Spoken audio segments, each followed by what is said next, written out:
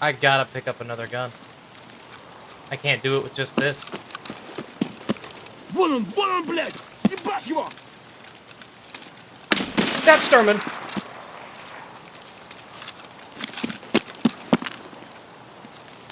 No shot!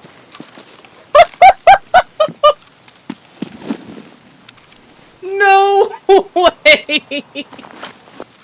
No way. Boys, what the hell has been going on this whole time? I don't know. Oh my god, dude. I love the ammo management. Hello and welcome to my 5th weapon guide for Escape from Tarkov. My name is Recoil, and today we will be going over the 366 TKM weapons. These weapons specifically are the VPO-215 Gorno-Stay, a bolt-action rifle, and the VPO-209, an assault carbine. These weapons are very frequently overlooked due to the weirdness involved with 366 TKM, but can hit like a truck in both the early and mid-game. Let's dive into it post-haste. Ergo and Weight will be the first topic of this video, and we have some very different weapons to cover today. The Gorno-Stay is a bolt-action rifle weighing in at 3.3 kilograms with an ergo of 51 straight off the traders. The VPO-209 is a slightly better improvement on both ends, with a weight of 3.235 kilograms and an ergo of 56 off the traders. This is pretty average in weight in comparison to most of the weapons available from the beginning of your Tarkov debut. Rate of fire and recoil are one of the weaknesses of the 366 TKM round. For the Gorno-Stay, the rate of fire is 30 RPM, but visually will recenter faster than all the other bolt-action rifles in the game, so it will seem faster as a result. Recoil isn't a factor you should be concerned about with the Gorno-Stay, since there is both no point in worrying about it in a bolt-action rifle, nor is there anything you can do about it on this particular weapon. The VPO-209 is a semi-automatic rifle that you can tap fire up to 600 RPM, which most people are not really capable of exceeding, which means you should never feel like the gun will fire slower than your capability. The trouble with this weapon comes with its hefty recoil, which is absolutely not a joke. From the traders, this weapon's recoil is a tremendous 165 vertical and 325 horizontal. Even with high-level attachments, this weapon's recoil can only reach as low as 95 vertical. Be prepared to carefully time your shots at longer ranges to circumvent the kick, while aggressively fighting it at closer ranges where you'll need to dump some rounds. The accuracy of the 366 TKM round feels wrong. Surprisingly, the MOA on both 366 weapons is actually decent. If well-placed shots are what you're after, the Gorno-Stay holds a solid MOA of 1.55. While this can be beaten out by the other bolt actions available in the early game, it's still very reliable at longer distances. It even boasts a high bullet velocity of 865 meters per second, making it a well-performing weapon overall. The VPO-209, however, is a mixed bag. It holds a pretty average MOA of 2.29 while having a frustrating base bullet velocity of 590 meters per second. This is a slow speed overall for a type of weapon that has horrendous recoil, and it can make the weapon feel very inconsistent. Using EKO ammo will actually throw off the zeroing of the sight at 100 meters, where you have to aim slightly below your intended hit point. The base bullet velocity on most of these rounds is about 550 to 650 meters per second, except for EKO, boasting the fastest speed of 770 meters per second. This will make the EKO the easiest round of 366 TKM to use at extreme ranges.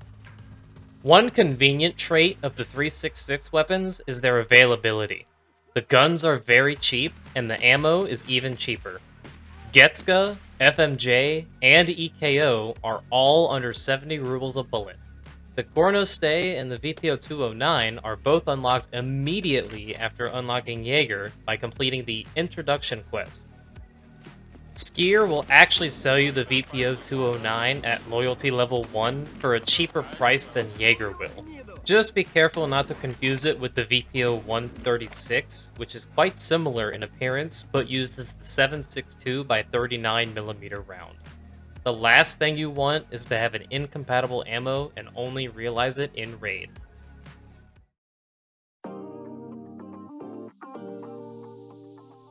Customization for the Gornostay looks like this. And that's it. But it does still have a rail for any sight or scope that you want. The VPO 209, however, gets all the blessings of the standard AK customization, except for one part. The only muzzle attachment that either of the 366 weapons can use is the R43 366 muzzle device. The advantages are very limited as well, so there isn't a meta to this at all. So did you notice that I skipped the usual damage section? No?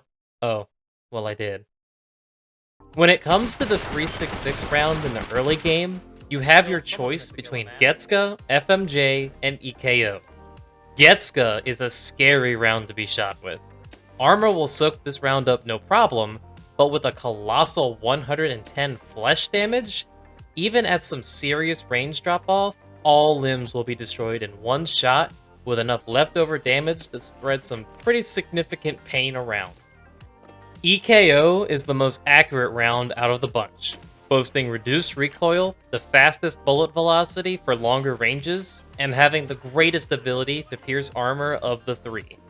It's still incapable of sniping through level 4 helmets, so don't be surprised when those players ricochet that off his head 100%. FMJ doesn't really have a purpose here, other than being commonly found on scavs that will at least fill your magazines if you find yourself low on ammo. Wait, I hear you scuff. The title said something about APM. What the f*** is that? Let me introduce to you the best ammo that 366 has to offer. Available from Mechanic at Loyalty Level 3 and craftable from Workbench Level 2, I give you APM rounds. As far as most players are concerned, this ammo is the only reason that they have even used any 366 weapon. There is some solid reasoning for this attitude, as its damage stats are bonkers. It deals 90 flesh damage with a pen of 42. This counts? What the hell? This round is capable of putting down players very fast, and under the right circumstances, can even one-shot the thorax for an instant kill. Its ability to destroy most limbs in one shot, along with having an incredibly low ricochet chance for consistent headshot kills, even through the best level 4 or below helmets, gives this round a unique status in the 366 category. Its bullet velocity is still on the lower side, at around 660 meters per second. It comes at a pretty steep cost, however, having extreme penalties to recoil and accuracy that are noticeable on the VPO 209 in particular. The Gornostay itself will offset the penalties here, but most people aren't looking to use this bolt action for the deadly round. I'm not gonna sugarcoat it. These weapons fall out of competitive levels very fast in the early stages of a wipe. As players gain access to higher classes of armor and weapons, 366 simply can't keep up. Weapons like the AKM or the UMP become more abundant, and the armor people will wear will become constantly higher tier. 366 will slowly go from being capable to being at a disadvantage. Hell, even in the very beginning, it is outclassed simply because of the amount of recoil you have to deal with.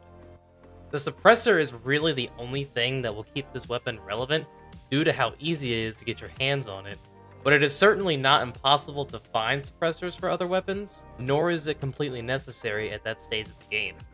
For new players who join in the middle or late portions of the wipe, I just don't recommend you try to seriously use these weapons outside of a budget option. 366 is a tricky round to ask some other people about. The most experienced players end up avoiding 366 like it just doesn't exist in the first place, while some even admit that the reason to use it is quest-related only. I was determined to get some concrete but helpful thoughts on 366 from them, so I devised these questions.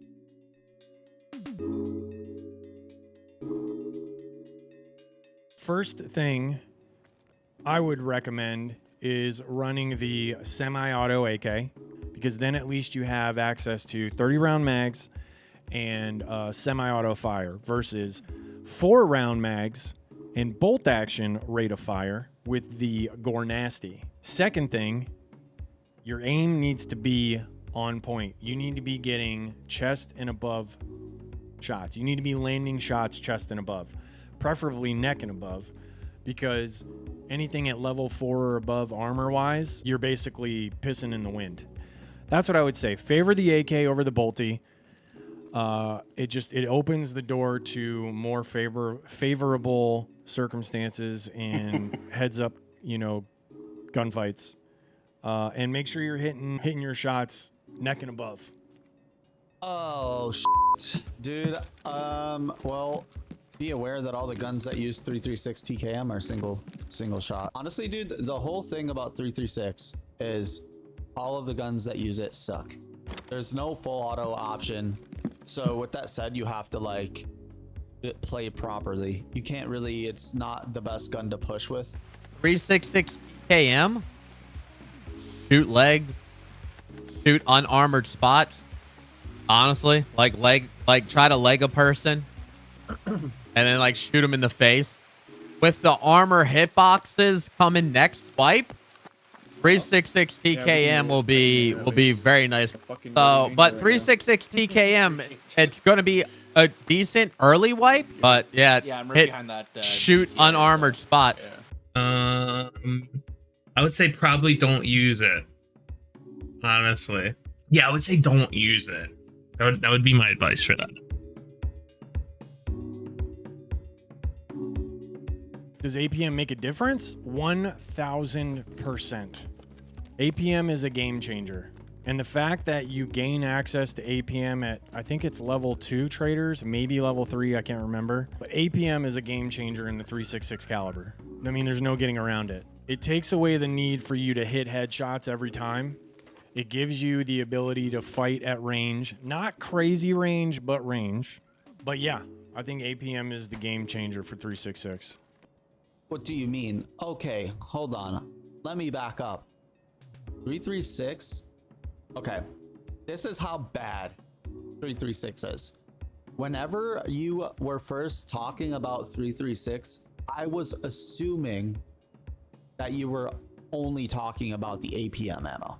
So all the advice I've given is to do with APM ammo. I personally would never use 336 at all, ever, unless it was APM.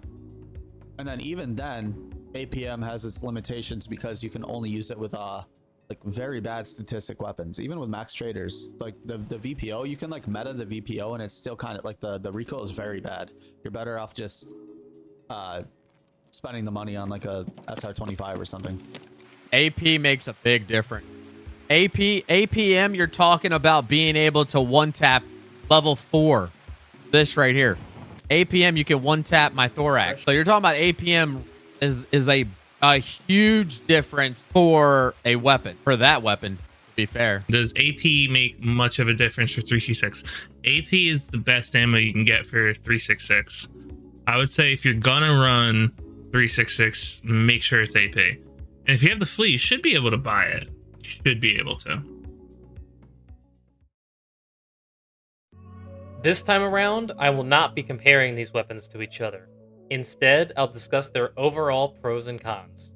And first up is the VPO 215 Gorno Stay. This weapon is incredibly cheap, but lacks the ability to truly customize it. It's a great option for an early game sniper, as it is one of the first weapons you can buy a suppressor for. It retains its accuracy even through the APM rounds penalties, making it a great hard-hitting budget sniper against decent levels of armor. Blessed with the low ricochet chance of 366, you will have consistent headshots even through most helmets. Even though it is a bolt action, The rate of fire on this feels faster and allows for more accurate follow-up shots on targets. The major benefit of this rifle is the bolt action component completely removes the necessity of recoil reduction. The VPO-209 is a mixed bag. It's an extremely hard-hitting assault carbine for the early game that is cheap to restock ammo for. Its accuracy is also not lacking, mimicking most other rifles available at the early game. The upsides stop here, however, as the weapon is extremely hard to control when firing fast. Even when tap firing this weapon, the time between shots for the sights to recenter is extremely long.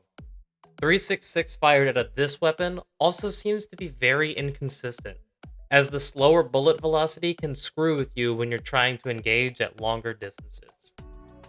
Lastly, let's talk about the true MVP of 366 TKM.